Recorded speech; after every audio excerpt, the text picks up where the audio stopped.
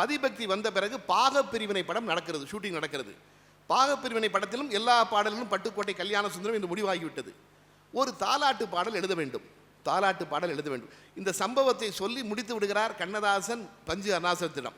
அதற்கு பிறகு நடப்பதுதான் இப்பொழுது நான் சொல்கிற சம்பவம். அப்பொழுது பாகப்பிரிவினை படம் நடக்கிறது. ஜி.என். வேலுமணி தயாரிப்புகளில் ஒருவர், தயாரிப்பாளர்களில் ஒருவர் ஜி.என். வேலுமணி, சங்கர் கணேசனுடைய மாமனார். அவருக்கு எதையுமே உடனுக்குடன் செய்ய வேண்டும் என்பது எண்ணமாம்.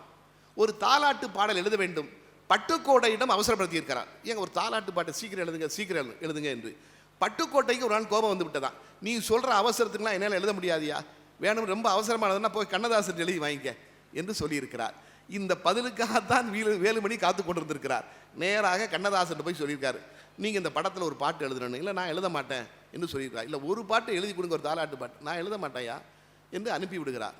என்ன செய்வது தெரியாமல் ஜி.என். வேலுமணி பஞ்சு அருணாசலத்தில் வந்து சொல்கிறார், எப்படியாவது ஒரு கவிஞர்கிட்ட ஒரு பாட்டு எழுதி வாங்கணும், ஒரு தாலாட்டு பாட்டு என்று சொல்கிறார். சரி நான் சொல்கிறேன் என்று பஞ்சு அருணாசலம் சிவாஜியிடம் சொல்கிறார், கண்ணதாசனிடம் சொல்கிறார். சிவாஜி படம் தானே, ஒரு பாட்டு எழுதலாம், என்ன தப்பு, எழுதலாமே, அவங்க தானே வந்து கேட்குறாங்க என்று சொல்லியிருக்கிறார். அதற்கு கண்ணதாசன் சொன்னாராம், வந்து கேட்டது வேலுமணி, ஆனால் சிவாஜி சொல்லி வந்தாரா அவருக்கு தெரியுமா என்று நமக்கு தெரியாது.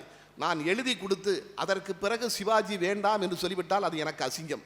அதனால் சிவாஜி சொன்னால் மட்டும் நான் எழுதுகிறேன் என்று சொல்லிவிட்டார். அதற்கு பிறகு சிவாஜியிடம் சொல்லியிருக்கிறார்கள், சிவாஜி எனக்கு ஒன்றுமில்லை என்று சொல்லிவிட்டார். ஆக அவர் ஒன்றுமே சொல்லலை, நீங்கள் எழுதுங்கன்னு சொல்லி ஒரு பாடல் எழுதி அது நன்றாக இருந்து 2 பாடல் எழுதி 3 பாடலை சிவாஜி கணேசனுக்கு அந்த படத்தில் எழுதிவிட்டார். முடிந்தது. அப்பொழுதும் சிவாஜி கணேசனும் கண்ணதாசனும் பேசியது கிடையாது, 2 பேரும் பேசிக்கொண்டதே கிடையாது. பாகப்பிரிவினை படம் வந்துவிட்டது. அடுத்து பாசமலர் படம் தயாராகிறது. பாசமலர் படத்தில் சிவாஜியிடம் சொல்லாமலே அவர்தான் ஒன்றும் சொல்ல மாட்டாரே என்று கண்ணதாசனை வைத்து பாடல்களை எல்லாம் எழுதிவிடுகிறார்கள். பாடல்களை எழுதிவிட்டு பாடலை பதிவு செய்த பிறகு சிவாஜிக்கு அனுப்பப்படுகிறது. எம்.எஸ். விஸ்வநாதன் எடுத்துக்கொண்டு போகிறார் சிவாஜி வீட்டிற்கு. சிவாஜி வீட்டில் சிவாஜி பாசமலர் பாடலை முதலாக கேட்கிறார். அந்த மலர்ந்து மலராத பாதி மலர் போல பாடலை கேட்க கேட்க கேட்க அறியாமலேயே சிவாஜி கணேசன் கண்களில் நீர் வருகிறது, கண்ணீர் வருகிறது. உடனே சொல்கிறார், என்னடா இவன் சரஸ்வதிடா. கண்ணதாசனை பார்த்து, அதுவரையிலும் பேசாமல் இருந்த கண்ணதாசனை பார்த்து எம்.எஸ்.வியிடம் அவர் சொன்ன வார்த்தை, அவன் சரஸ்வதிடா, என்ன பிரமாதமாக எழுதியிருக்காண்டா, நான் இப்போ உடனே அவனை பார்க்கணுண்டா என்று சொல்லிவிட்டு ஃபோனை போடுங்கன்னு இருக்கார். கண்ணதாசனுக்கு தொலைபேசியிலே செய்தி போயிருக்கிறது, உடனே வாருங்கள் உங்கள் சிவாஜி கணேசன் அழைக்கிறார் என்று. அன்னை இல்லத்திற்கு வேகமாக கண்ணதாசன் வருகிறார். அந்த புத்தகத்தில் எழுதுகிறார்கள், கண்ணதாசன் சிவாஜி வீட்டு அதை நுழைந்து சிவாஜி இருக்கிற அறைக்குள் நுழைகிறாராம். பக்கத்திலே மெல்லிசை மன்னர் எம்.எஸ். விஸ்வநாதன் உட்கார்ந்து இருக்கிறார். கண்ணதாசன் உள்ளே நுழைந்தவுடன் சிவாஜி வேகமாக ஓடி சென்று கட்டி பிடித்து கதறி அழுது கொண்டே, டேய் நீ சரஸ்வதிடா, நீ சரஸ்வதிடா, இனிமே நீ என் படத்துக்கு எல்லா படத்துக்கும் நீதாண்டா பாட்டு எழுதணும் என்று அந்த பாசமலர் பாட்டை கேட்டு சொல்கிறார். நினைத்து பாருங்கள் எவ்வளவு மரியாதை. அதாவது ஒருவருக்கொருவர் பேசாமல் இருந்தால், ஆனால் கண்ணதாசனுடைய தமிழ் அதுதான் எப்படிப்பட்டவர்களை இறங்கி வைத்துவிடும் என்று சொல்லக்கூடிய அளவிற்கு அப்படிப்பட்ட ஒரு ஆற்றல் அவர் கைக்குள் வைத்திருந்தார். அதுதான் கவியரசர் கண்ணதாசன். அதே மாதிரி எம்ஜிஆரை வாலிக்கும் இருந்த நட்பு. எந்த இடத்திலும் வாலி கோபப்பட்ட பிறகும் கூட எம்ஜிஆர் தனிந்து போயிருக்கிறார் என்று முத்துலிங்கமே செய்தியை பதிவு செய்திருக்கிறார். அதாவது வாலி 32 வயசு திருமணம் செய்து கொள்ளவில்லை. எம்ஜிஆர் சத்தம் போட்டாராம், ஆண்டவனே, வாலியே எம்ஜிஆர் ஆண்டவனே என்று தான் கூப்பிடுகிறார். ஆண்டவனே, நல்ல சம்பாத்தியம் பண்ணுறீங்க, ஆனால் நம்ம தேவையில்லாத செலவு நீங்கள் நிறைய பண்ணுறீங்கன்னு கேள்விப்பட்டேன், முதல்ல ஒரு கல்யாணத்தை பண்ணுங்க என்று சொல்லியிருக்கிறார். சரி என்ன பண்ணிடலான் என்று சொல்லியிருக்கிறார். அப்பொழுது அவர் ஒரு பெண்ணை காதலித்து ரமண திலகத்தை காதலித்து விட்டார். நடிகர் கோபாலகிருஷ்ணன் மட்டும் சொல்லி திருப்பதிக்கு போய் வாலி காதல் திருமணம் செய்து கொண்டார். இந்த செய்தி மாலை முரசு பத்திரிகையிலே வந்திருக்கிறது. இன்று வாலி காதல் திருமணம் திருப்பதியில் திருமணம் நடந்தது என்று வந்திருக்கிறது. எம்ஜிஆருக்கு செய்தி தெரிந்தவுடன் கோபப்பட்டிருக்கிறார். கல்யாணம் பண்ணுன்னு சொன்னதே நான், ஆனால் நம்மகிட்ட கூட சொல்லாமல் அந்த ஆள் போய் கல்யாணத்தை பண்ணிட்டானே என்று சொல்லிவிட்டு கொஞ்ச நாள் பாட்டை நிறுத்துங்க, எந்த படத்துக்கும் பாட்டு வேண்டான்னு சொல்லியிருக்காரு. அப்பொழுது தாழம்பு படம் நடைபெற்று கொண்டிருக்கிறது. பாட்டு வேண்டாம் நிறுத்துங்கன்னு சொல்லிட்டார். உடனே வாலியை அழைக்கவில்லை, வாலியிடம் பேசவில்லை, வாலியும் போகவில்லை. ஒரு நாள் விநியோகர்கள் சொல்லியிருக்கிறார்கள், இந்த படத்தில் எப்படியானாலும் 3 எழுத்துக்காரருக்கு 2 எழுத்துக்காரர் பாட்டு இருந்தால் தான் சரியாக வரும், ஒரு பாட்டாவது வேண்டியிருக்காரு. வாலி பாட்டு வேணுமா, சரி என்று எம்ஜிஆர் வாலிக்கு தொலைபேசுகிறார். நினைத்து பாருங்கள், அவ்வளவு நாட்கள் பேசாமல் இருந்தவர் இருக்கவில்லை. மறுபடி வாலிக்கு போகிறார். அவரே தொலைபேசுகிறார்.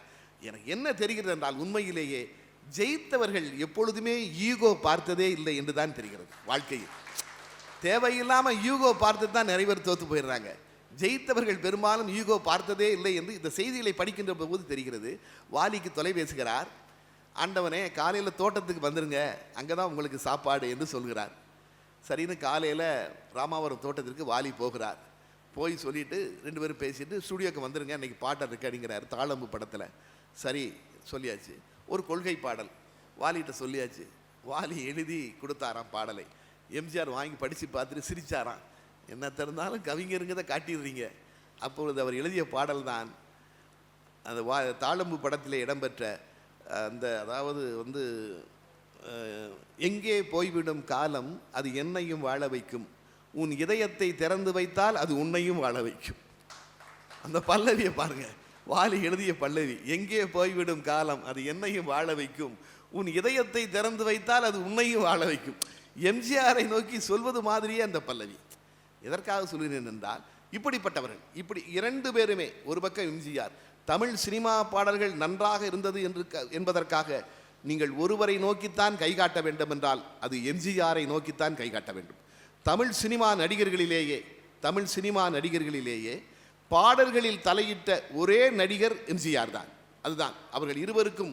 நீங்கள் எந்த பாடலை எடுத்துக்கொண்டாலும் சில பேர் சொல்வாராம், பிள்ளையார் சுழியை தவிர மற்றெல்லாம் மாற்றிட்டு வரான் எம்ஜிஆர். பிள்ளையார் சுழியை தவிர மற்றெல்லாம் மாற்றிருங்க பாரான். அந்த அளவிற்கு தலையிட்டதால் தான் பாடல்கள் சரியாக இருந்தன என்பதில் 2வது கருத்தே இருக்க முடியாது. அதே மாதிரி பல்லவி நீங்கள் பார்த்தால் ஆச்சரியமாக இருக்கும். எந்த நேரத்தில் எப்படி பல்லவி பிறக்கும் என்றே தெரியாது. அதாவது கவியரசர் கண்ணதாசன் அருவியாக கொட்டுகிறவர். ஆனால் அவரும் சில பாடல்கள் எழுதுவதற்கு தாமதமாகி இருக்கிறது. அவரே சில இடங்களில் அதை பதிவு செய்திருக்கிறார். இன்னொரு செய்தியை எம்எஸ் பெருமாள், சுகி சிவத்தினுடைய சகோதரர் எம்எஸ் பெருமாள் சிகரங்களோடு நான் என்கிற ஒரு புத்தகத்திலே ஒரு செய்தியை பதிவு செய்கிறார். கவியரசர் கண்ணதாசனோடு நடந்த ஒரு சம்பவத்தை பதிவு செய்கிறார். கண்ணதாசனுக்கா இப்படி என்று ஆச்சரியம் வரலாம். ஆனால் அப்படியும் சில சமயங்களில் நேர்ந்திருக்கிறது என்பது உண்மை. அவள் ஒரு தொடர்கதை படம் முடிவாகிவிட்டது. படத்திலே ஒரு பாடல் வேண்டும் என்று பாலச்சந்தர் முடிவெடுக்கிறார். படத்தினுடைய கதை வசனகர்த்தா எம்எஸ் பெருமாளுடைய நெருப்பு என்கிற கதைதான் கண்ணதாசன் அந்த படத்தில், அதாவது அந்த அவ்வளவு ஒரு தொடர்கதையாக மாறுகிறது, படமாக மாறுகிறது. அந்த படத்தில் கண்ணதாசனை வைத்து ஒரு பாடல் எழுத வேண்டும் என்று முடிவெடுக்கிறார் ஒரு கட்டத்தில். அதாவது அந்த படம் பார்த்தவர்களுக்கு தெரியும், தங்கச்சிக்கும் அண்ணனுக்கும் தகராறு வருகிறது. அண்ணனை வீட்டை விட்டு வெளியே போகிறான். அந்த வெளியே இருந்து அண்ணன் தெருவில் நின்று பாடுவது போல ஒரு பாட்டு, அண்ணனை தங்கச்சியை திட்டி பாடுற மாதிரி ஒரு பாட்டு வேணும்னு முடிவு பண்ணியாச்சு. பாலச்சந்தர் என்ன சொல்லியிருக்கிறாரு, இந்த பாட்டு ஒரு சித்தர் பாடல் மாதிரி இருக்க வேண்டும் என்று சொல்கிறார். ராம அரங்கனல் அலுவலகத்திலே எல்லோரும் கூடிவிட்டார்கள். பாலச்சந்தர் இருக்கிறார், கவியரசர் கண்ணதாசன் இருக்கிறார், எம்எஸ் பெருமாள் இருக்கிறார், எல்லாரும் உட்கார்ந்துருக்காங்க. எம்எஸ் விஸ்வநாதன் இருக்கிறார். பாட்டு சித்தர் பாட்டு மாதிரி இருக்கணும் கவிஞரை என்று சொல்லியிருக்கிறார். முதலில் பாடல் வேண்டாம் அந்த இடத்தில் என்று ராம அரங்கனும் கதாசிரியர் எம்எஸ் பெருமாளும் மறுத்திருக்கிறார்கள். முதல் நாள் பாலச்சந்தர் சொன்னாரா, இல்லை இந்த இடத்துல பாட்டு இருக்கிறது என்ன தப்பு, இல்லை கேரக்டரே தப்பாக போய்டும், வேண்டாம், அந்த கேரக்டர் மேலே ஒரு மரியாதை இருக்குது, இந்த அண்ணன் திட்டி பாடும்போது கேரக்டர் மேலே எனக்கு மரியாதை போயிடும்னாராம். எழுத போகிறது சாதாரண ஆள் இல்லையா, கண்ணதாசன் எழுத போகிறாரு. அப்படி எழுதி உங்களுக்கு சரியாக இல்லைன்னா பேமெண்ட்டை நான் கொடுத்துக்கிறேன், நீங்கள் கொடுக்க வேண்டாம் என்று பாலச்சந்தர் சொல்லியிருக்கிறார். ஆக கூடியிருக்கிறார்கள், சபை கூடி இருக்கிறது. கண்ணதாசன் எம்எஸ் வீட்டை கேட்டாராம், என்ன விசு, மீட்டருக்கு மேட்டருக்கு மீட்டரா, டியூன் ரெடியாக இருக்கா, இல்லை நம்ம எழுதி அதுக்கு பிறகு டியூன் போட போறியா அப்படிங்க, இல்லைண்ணா மீட்டர் ரெடியாக இருக்குண்ணே வாசி என்று சொல்லியிருக்கிறார். எம்எஸ் விஸ்வநாதன் டியூனை வாசித்திருக்கிறார். கண்ணதாசன் யோசிக்கிறார். அன்று முழுக்க அவரால் பாடல் எழுத முடியவில்லை, வார்த்தைகளே வரவில்லை. மறுநாளும் அதே மாதிரி நடக்கிறது.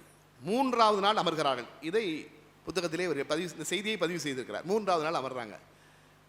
கண்ணதாசன் கேட்கிறார், வார்த்தைகள் வரவில்லை. அப்பொழுது கோபம் வருகிறது கண்ணதாசனுக்கு. விஸ்வநாதன்ட்ட கோபப்படுறார். என்னையா டியூன் போட்டிருக்க நீ, அந்த ஆள் சித்தர் பாட்டு மாதிரி வேணும்னு கேட்குறாரு.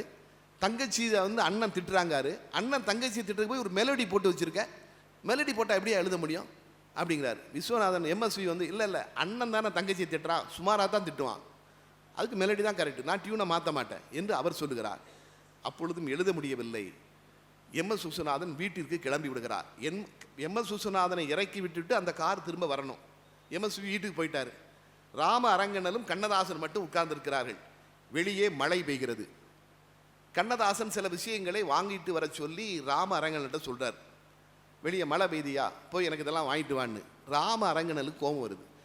3 நாளாக உட்காந்து பேசிட்டு போகிறோம், பாட்டு வர மாட்டேங்குது, நீ அதை வாங்கிட்டு வா இதை வாங்கிட்டு வான்னு சொல்றிய, மழைக்கு ஒதுங்கிறதுக்கு ஆபீஸாக இருக்க நீ நினச்சிக்கையா என்று சொல்கிறார். கண்ணதாசனுக்கு கோபம் வந்து விடுகிறது.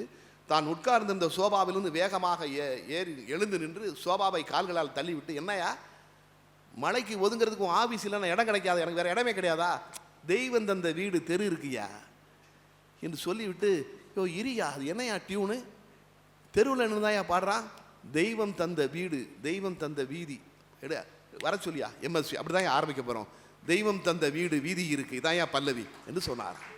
உடனே எம்எஸ்வியை வர சொல்லி இருக்கிறார். அப்போ செல்ஃபோன் கிடையாது, லேண்ட்லைனில் உடனே கூப்பிட்டு வீட்டுக்கு வருவார். வீட்டுக்கு உடனே திருப்பி அனுப்பிச்சி வச்சிருக்கேன். அதே காரில் மறுபடி வருகிறது. எம்எஸ்வி வந்து உட்கார்ந்தாராம். கண்ணதாசன் அருவியாக கொட்டினாராம்.